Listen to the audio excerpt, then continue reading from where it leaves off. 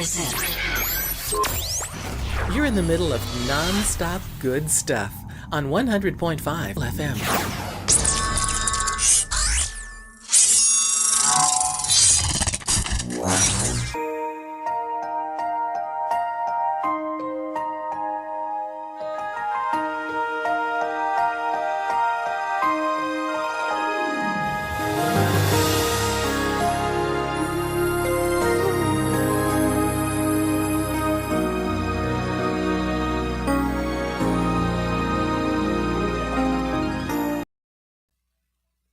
Maayong aga abyan, welcome sa aton nga palatuntunan ang Daily Light from God's Word radio broadcast. Nagapasalamat kita sa Ginoo tungod sini nga kaigyonan nga ginhatag niya sa aton sa diin kita makapamalandong sang iya balaan nga pulong. Kag dako gid ang akon nga pagpasalamat sa Ginoo tungod sining bag-o nga kaigyonan nga sa diin makapaambit naman kita sa ang bahin sang balaan kasulatan nga makita diri sa Efeso kapitulo 6 nga nagasiling, mga amay, dili ninyo paakiga ang inyo mga anak, kundili sagura sila sa disiplina kag sa pagtudlo sang Ginoo. Ikaduha sa nauna nga Timoteo kapitulo 3 versikulo 4, kinahanglan magdumala siya sing maayo sang iya kaugalingon nga panimalay nga nagatatap sang iya mga anak nga magpasakop kag magmatinuhuron sila sing bugtos. Kabayang Ginoo magdugang sa mga pagpakamaayo sa mga pulong nga aton ginbasa. Karon nga aga aton hambalan ang nanungod sang authority sa panimalay.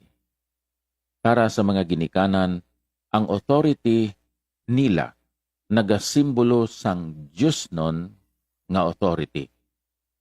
Ang mga kabataan nakakita sang Diyos nun nga authority pinaagi sa ila mga ginikanan.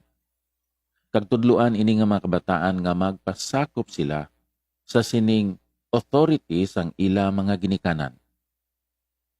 Abiyan kung ikaw isa ka amay o kung isa ka iloy, kinahanglan nga ipahayag nimo pinaagi sa imo kabuhi kag sa imo mga sugilanon ang otoridad sang Dios. Ang Diyos hindi mutigon. Kag tungod sina, ikaw nga amay kag iloy, magpahayag pinaagi sa imo mga hambalanon, sinang kamatuuran, sinang authority sang Diyos. Ining mga kabataan, kinahanglan nga mahangpan nila ining authority sang Diyos pinaagi sa ila amay. The Father is the image of authority. Kag ang iloy amo ang implementor, ang ahente, ang nagapatuman sinang authority. Kung sa aton pa, ang authority sa panimalay, kinahanglan una makita gid sa may. Kag ang iloy amo ang maga-implement, magatudlo sa mga kabataan nga magtuman sila sang authority kag kasuguan nga ginbilin o kung ginhatag sang ila amay. Hindi magsupak ang iloy sa authority nga ginpahayag na sang iya nga bana sa ila mga kabataan. Ang immediate family members, sila ang maga-establisar, maga-stabilize kag maga-suporta sinang authority sa mga ginikanan.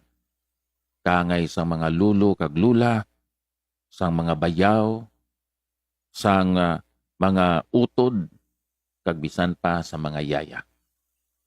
Abiyan sa sini nga aga, ang authority sa panimalay para sa mga ginikanan, they symbolize divine authority.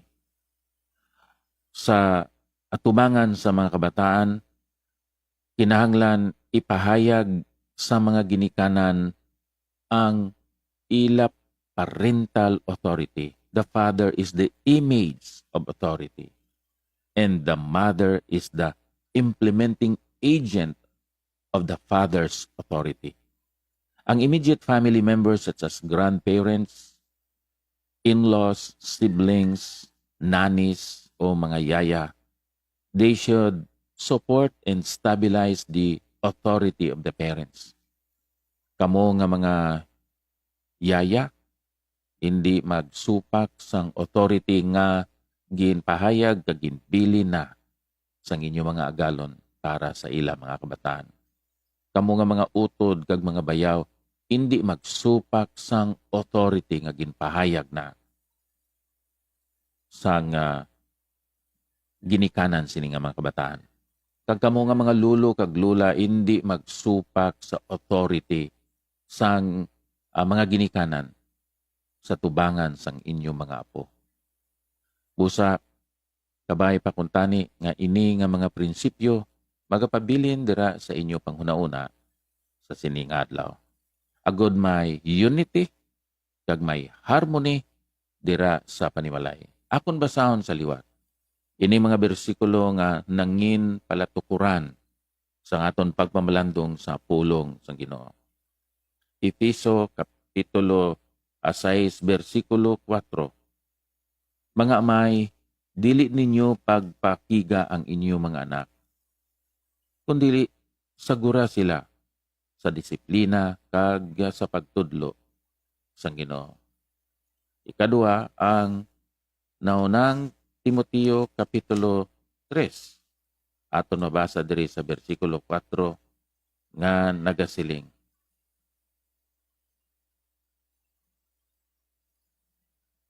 Kinahanglan magdumala siya, naga-refer ini sa pagapilion nga pastor o kon bisan deacon sa iglesia. Kinahanglan magdumala siya sing maayo sang iya kaugalingon nga panimalay nga nagatatap sang iya mga anak nga magapasakop